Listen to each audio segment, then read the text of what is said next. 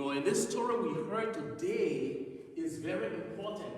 It is important because it addresses a lot of stuff, a lot of things.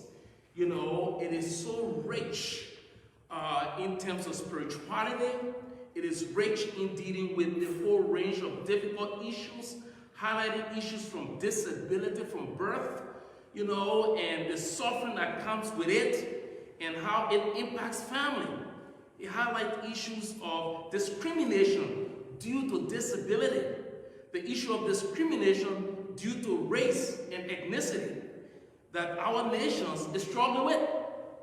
The story highlights another form of discrimination on social economic status when they refer to the blind man as the one who used to sit in bed. And I like the way you pause on that. Is he the one who used to sit in bed? It exposes for us how different forms of discriminations threatens and strip away the dignity of the human person as made in the image and likeness of God. So this story of the man born blind also raises the issue of causality. That is, what causes a person to be in a particular status or situation? If a person was born into a situation, is it their fault? How does the biblical narrative relate to our world and society today? How did others see this man or sees us? And how did Jesus, who is the light of the world, see this man and sees us? So one of the hardest things in life is seeing the suffering of children and the suffering of those who love them, especially when that early suffering or disability turns into a lifetime living. And I think about my friends, some of them have children with autism. I think about my friends, some of them have children with Fragile X. Who have heard of a Fragile X syndrome? Raise your hand. So that's a whole different stuff. So you see, you hear about this stuff. But I will talk about that later on. Children or people with physical disability. I think about children at St. Jude's Hospital. I think about, it's a Catholic hospital by the way. I think about students struggling with mental health issues, in the different ways it impact their life. We lift them up to prayers today. I also think about kids born into disadvantageous homes and in hard circumstances of life. We also lift them up in prayers this morning. Because God has a purpose for you, like He had a purpose for this man born blind. God is able to reveal His loving power through you. So the story of the man born blind highlights the journey of this man who from birth was born blind, through no fault of his, nor his parents, but that the circumstances in his life may have a greater telos. Telos is meaning the end goal. That is a greater end that points to the work and power of God operating through Christ. A God who is the author of life, a God who is the giver of sight, a God who is able to transform our status from sadness to joy, a God who is able to transform our status from disability to ability, a God who is able to transform our status from horrifying to glorifying. So this is the God who says in the book of the prophet Isaiah, "Be strong, fear not, here is your God. He comes to save you. Then will the eyes of the blind be opened, the ears of the deaf will be cleared, the tongue of the mute will sing, and the poor will have the good news proclaimed to them." That the eyes of the blind will be opened to see Christ, the true light of the world, is a very powerful imagery of the presence of the Messiah, the one who is to come and fulfill these things. And so the text becomes so relevant for us as we journey through Lent in preparation for Easter and for our catechumens as they prepare for the sacrament of initiation, that is baptism, confirmation, and Holy Eucharist. So permit me now to go deeper into the text. Do you want me to go deeper into this text? I just scratched the surface of it, So, the journey of the man born blind himself, from physical blindness to physical sight, from spiritual darkness to spiritual enlightenment. We see in the story there are 7 characters. Who knows some of the characters? I just want to hear. Who want to tell me some of the characters? Let's come on this side. Deacon, you know everything, so we'll ask you. Who are some of the characters? What character do you remember in the story? The Pharisees is a character in the story. Who else? The blind man is a character in the story. Who else? Jesus is a character in the story. Who else? So we got the blind man, the Pharisees, Jesus. Who else? Who gave birth to you? Your parents. There's the blind man parents is in the story. You see? So there's a lot of characters in this story. So you have the neighbors. If the neighbors they like to gossip. Neighbors can gossip. There's a startup Perry show called The Over. There's a neighbor to the chef of the Over, the warehouse, Anything happening in the other house, she's gossiping. So when she see police cars, she calling everybody in the neighborhood. There's a police car there. Let's see what's going on. Neighbors can talk. So too in the scripture, the neighbors of the blind man, they all into the G's. They know everything. They want to talk. And that's an important thing because some of your classmates can talk about each other too.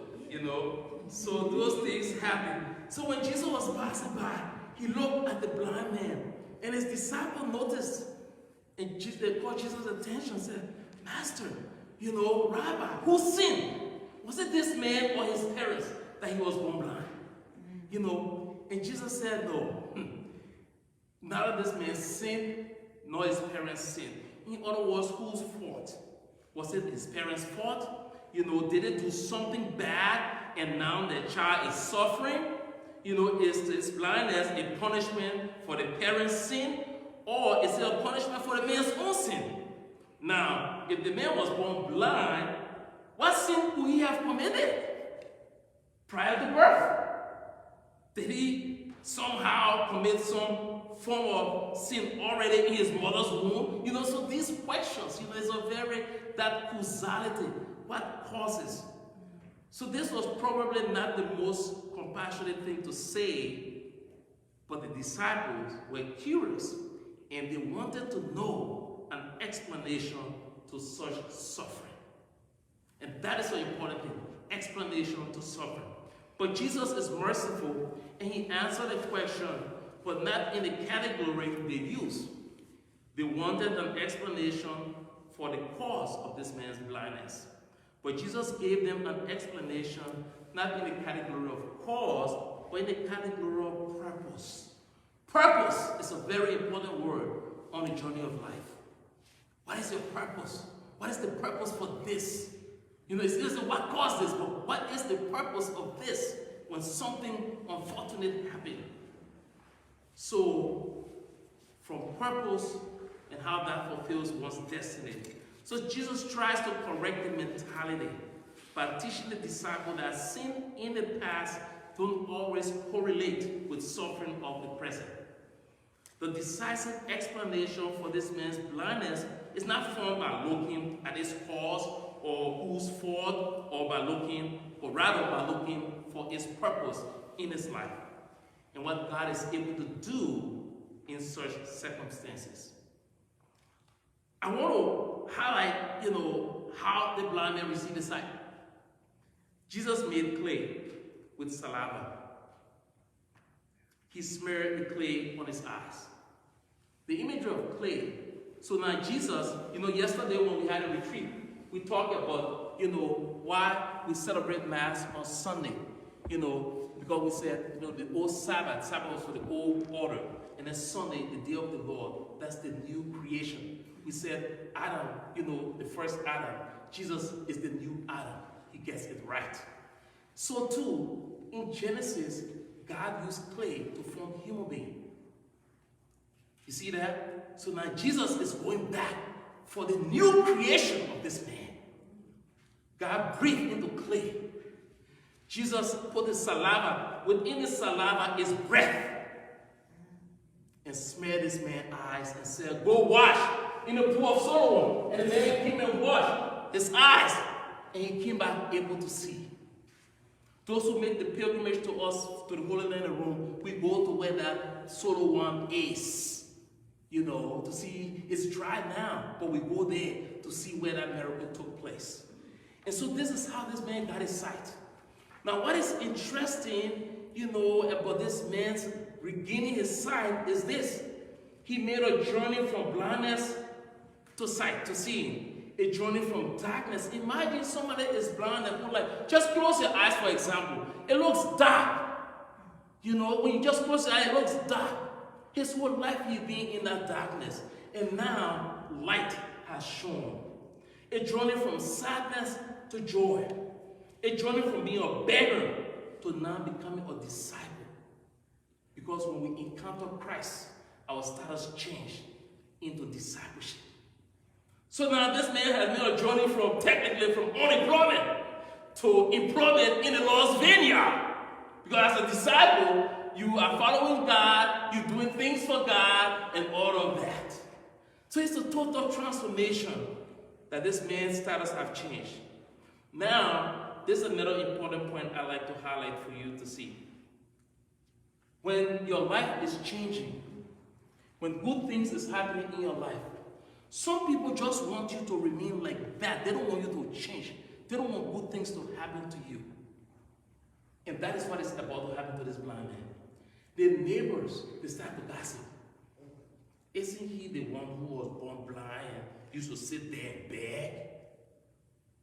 How come he can see? And then people want to, even they feel, oh no, we don't think that's him. He cannot be the one. Because he's supposed to be blind. He should not get a car to drive. He should not make good grades. He should not excel in life. He should not lead bad habits. He belongs there. So we're not even going to think it's him. That's not him. We got to deny his existence. That's the thing. It happens today in our society. People's existence are denied. Because people don't want good to happen to other people. But Christ cannot deny our existence. And that is the beauty. So that is happening to this guy. And then they brought the case to the Pharisees.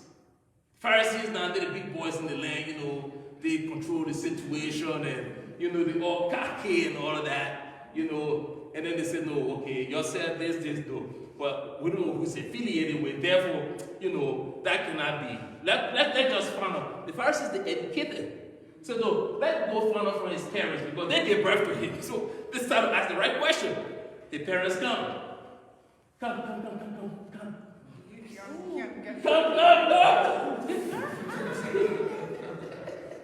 Kiro, come. Kiro, what are you doing? So let's get this with the juice is about to happen. So now they come and ask the parents. Now the parents, they're afraid of the authorities, okay? They say, isn't this guy your son? And was he born blind? They say, oh yes. We know that this guy was our son. We know that he was born blind. And they knew the next question that was about to be asked. How then he can see? And what did the parents say? They say, we know this is our son. We know he was born blind, but he's of age. Ask him. The parents threw him on the bus. And some parents do that. Let's give clap to them. Okay, yes. So that's the thing. So then they say, okay, we're going to ask this man. Rudy, come. Rudy, let's do this. Come, Rudy. Rudy's my buddy, Let's do this thing. So they asked the man, hey, your parents told us you're born blind, but how come now you see? Then Rudy explained. The man called Jesus, made clay, put it on my eyes. He said, go wash to Siloam. I washed, I came back able to see. They said, no, we cannot believe you, Rudy. That man is not a correct man. How will he make you to see? So Jesus said, Rudy tells them, I told you already. This is what the man did. Why do you want me to explain it again? Do you want to become his disciples too? Oh, they got upset. They said, you are that man's disciples. We are disciples of Moses. So you see, so that's the whole drama going on. And poor man, just because good thing has happened in his life, nobody want to support the guy. Nobody, they just want to keep him down. And so now he went by himself. And then he encountered Jesus again. And then he asked Jesus, Jesus basically, what's going on, He said, well, I tell the people I can see, but nobody want to believe me. They just push me on the side. But they asked me who made me to see. I thought it was a prophet. And then Jesus says, it's the Messiah, basically, I'm he. And then the blind man knelt down and worshiped Jesus. And that is the high point in the story. When this blind man recognized Jesus as the Lord, the Messiah, who have come to make difference in people's life, made him to see. Let's give it to Rudy. So, my sisters and brothers in Christ, as we celebrate this Eucharist, as people of faith, we have to look up to Jesus because he knows our status have changed. He knows because he changes your status. And when Jesus changes your status, it creates a new life. It creates a new purpose that generates joy like a living water just welling up in you. It creates a new source of happiness and profound experience of the glory of God. The man encountered Jesus and his life is changed for the better. Will you allow your encounter with the Lord in this Eucharist today to change your life for the better? Will you allow him to open the eyes of your heart? Lent is a time for preparation and purification. A time to have our eyes open, to see, to hope, and to encounter. May this day be a new day for you and our catechumens as our Lord open the eyes of your heart. In the name of the Father, and of the Son, and of the Holy Spirit. Amen.